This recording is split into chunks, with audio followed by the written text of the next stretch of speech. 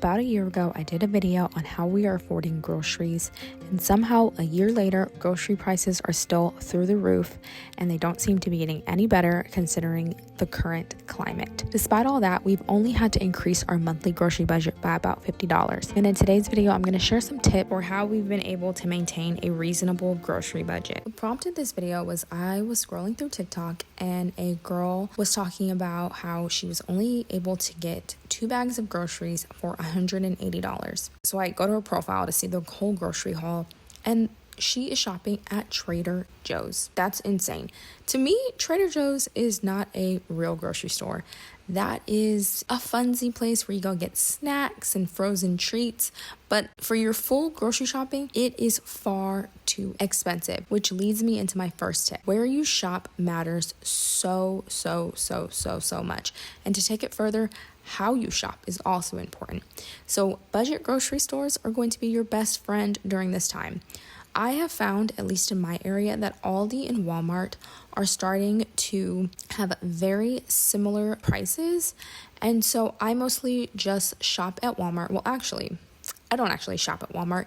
My mom has Walmart Plus, and so I just have my groceries delivered. I highly recommend that we just order our groceries. Even if we have to pay a bit of a tip, I think it saves you in the long run, because anytime I do run into the store, I'm looking around. I'm like, ooh, that looks good. Ooh, that looks good. Ooh, that celebrity has this new thing that I want to try. You're going to waste your money. You're going to spend way more money. So shop at an affordable grocery store. Trader Joe's does not count. Whole Check does not count. Sprouts, Randall's, all of those are expensive. Even Kroger. None of those stores are affordable. Aldi, Walmart. That's it.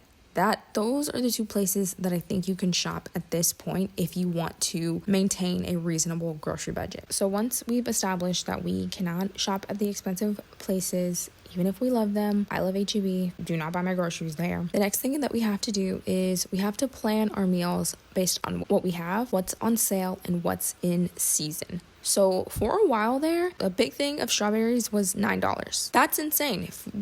We can't buy that. We can't buy berries in the winter. Now they're starting to be more affordable, and so we can start buying them again. But if you can just shop seasonally, first of all, the produce is just going to taste so much better because it's meant to be eaten during this time of year. Strawberries in the fall and winter kind of taste like nothing, so it's kind of a waste of money. But number two, they're just cheaper. Right now, some of the produce that is in season is asparagus, artichoke, broccoli, Brussels sprouts, cabbage, carrots, cauliflower, kale, lettuce, mushrooms, onions, parsnips, radishes, spinach, and Swiss chard. Citrus is absolutely delicious during this time of year. Oh my god. I also have quite a few lemon desserts on the website if you want to check those out. Pears and early berries. Those are the things that are going to be in season. So those are going to be the things that are a bit cheaper this time of year. You also want to shop your own fridge, freezer, and pantry. I talked about this last year too, how if you are going on Pinterest first, you're going to overspend. I think I talked about it last week, how meals can be very simple, and that is still a meal for your family. And so it doesn't have to be Pinterest perfect every night. If you do enjoy cooking a fancier dinner, I would just say one meal a week can kind of be, throw caution to the wind.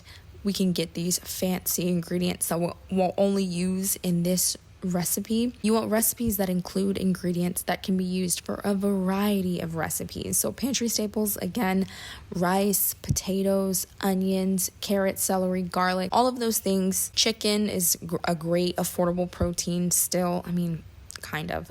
Protein's not affordable right now, okay? But, we have to eat meat. So beef is a heck no. Beef, absolutely not. That is not okay right now. But chicken's still kind of affordable. Turkey's still affordable. And something that I've been cooking a lot recently, because it's still semi-affordable, is sausage. And planning the meals around pantry staples, what you already have, and what's in season is going to save you so much money. If pre-packaged convenience food has no haters, then I'm gone. You cannot. Oh my God. When I see grocery hauls and people are complaining about how expensive groceries are and their whole entire cart is just full of things that are in boxes and pre-packaged, I understand that people don't have time. I am very, very blessed that my work is extremely flexible and I am able to kind of fit things in here and there, get up early, stay up late, whatever. And I get that if you are a working outside of the home mom, that it might not be realistic to cook every single thing from scratch like I do. However, you have to pay for that, unfortunately. And so if you can cut down on convenience foods, that is going to save you so much money. If you can spend an hour or two just prepping a few things on the weekends. I know, I'm so sorry, that really sucks. But hey, we have to sacrifice something in this economy. You're gonna sacrifice your time or you're gonna sacrifice your money. And I don't really know if we have the money to be sacrificing, you know? But if you can spend just a little bit of time on Sunday prepping a few things, a few kind of snacky ideas. So of course you can do pre-cut veggie packs, carrots, cucumbers, celeries, bell peppers, cherry tomatoes. DIY trail mix is a good option. Hard-boiled eggs. Look, ever since I got pregnant, me and eggs do not go together, but a lot of people like eggs and they're very easy to boil up and then peel, have them in the fridge. That's a quick snack. Popcorn, especially if you buy like the actual corn kernels, that's going to be cheaper. Freezer smoothie pack. So if you can put like your bananas and your frozen fruit and spinach all in like a little Ziploc baggie and then throw those in the blender, that's a quick little snack. Think of the things that you and your family eat on a regular basis and how you can just use ingredients instead of the pre-packaged thing. My other beef with convenience foods is the health implications, right? A lot of these pre-packaged convenience foods are just not good for you. They're full of crap. And I'm going to say that with my whole chest. They are full of crap. And hopefully this isn't a crazy hot take, but I think that Big Food and Big Pharma are in collusion together to keep us unhealthy. And I really value the type of food that I put in my child's body.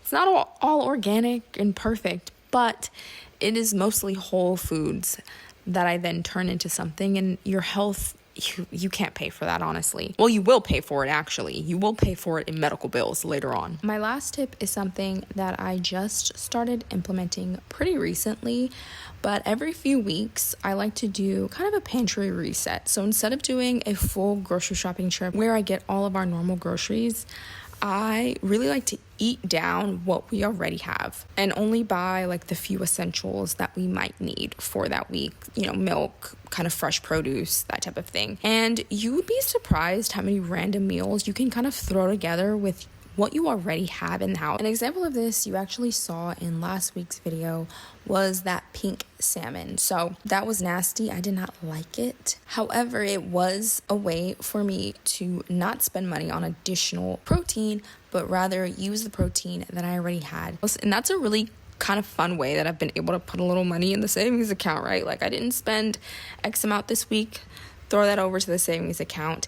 And also it cuts down on waste because I think, what is the stat that like 50% of the food that we buy in America ends up in the trash, which is crazy because that means all of the money that we complain about spending in the trash. And so, yeah, I think this is a really good practice that I've been implementing recently.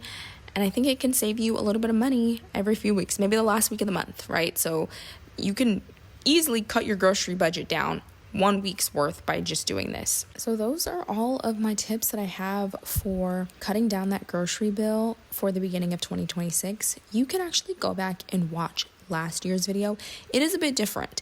The way that I was grocery shopping last year was different. We've definitely had to modify things because of the rising grocery prices. But I still think that depending on your budget, last year's video can still be super helpful to you because a lot of budgeting and money and all of that is really just being intentional, right? If you can put your money in places with intentionality and not be spur of the moment, kind of control those impulses, that's why I say don't go in that store, you can save so much money. I want to say thank you so much for joining me today. And it would mean so much if you did hit that subscribe button and like the video. And that just tells YouTube that you enjoyed the content and that you want to see more. Thank you guys again so much for watching, and I will see you in next week's video.